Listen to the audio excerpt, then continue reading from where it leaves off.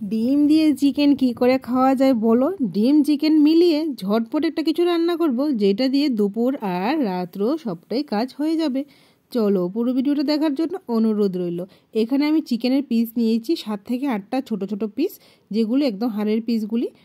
আর এখন নিয়ে নিচ্ছি এখানে লেবু আর নুন হলুদ, আর এগুলি দিয়ে আমি ভালো করে মাংসটাকে ম্যারিনেট করে রেখে দেবো।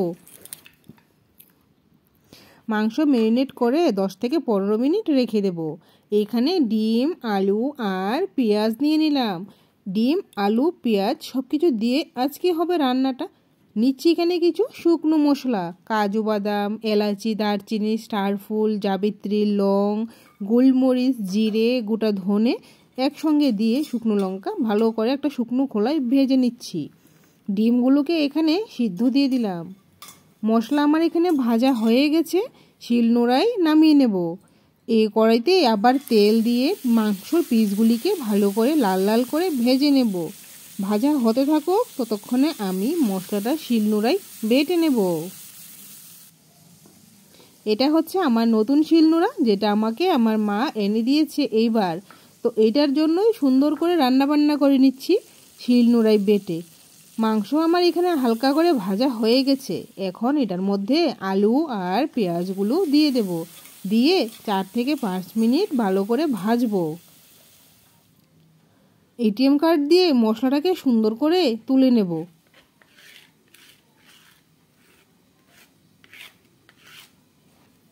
এখন আদা আর রসুন শিলনোড়ায় বেটে নেব। একদম কম পরিমাণে মশলা দিয়ে রান্নাটা হবে, একদম হালকা পাতলা রান্না, বাট খেতে খুব সুস্বাদু হবে।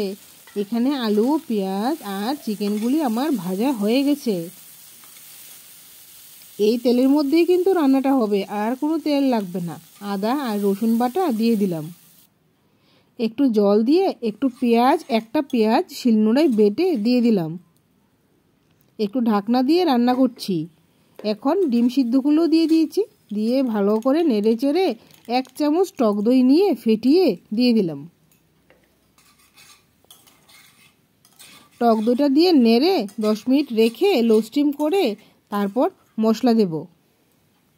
শুকনো মশলা যেটা করেছিলাম সেই মশলাটা এখন মিশিয়ে দেব। আবার 1 মিনিটের মতো নাড়বো, স্টিমটা কিন্তু লো থাকতে হবে। গরম জল দিয়ে ঝোল দিয়ে দেব। বাস, রান্না কিন্তু অর্ধেক শেষ হয়ে গেল। ঝটপট করে ঝোলটা দিয়ে ঢাকনা দিয়ে 10 মিনিট রাখলেই কিন্তু মাংস আমার হয়ে গেল রেডি।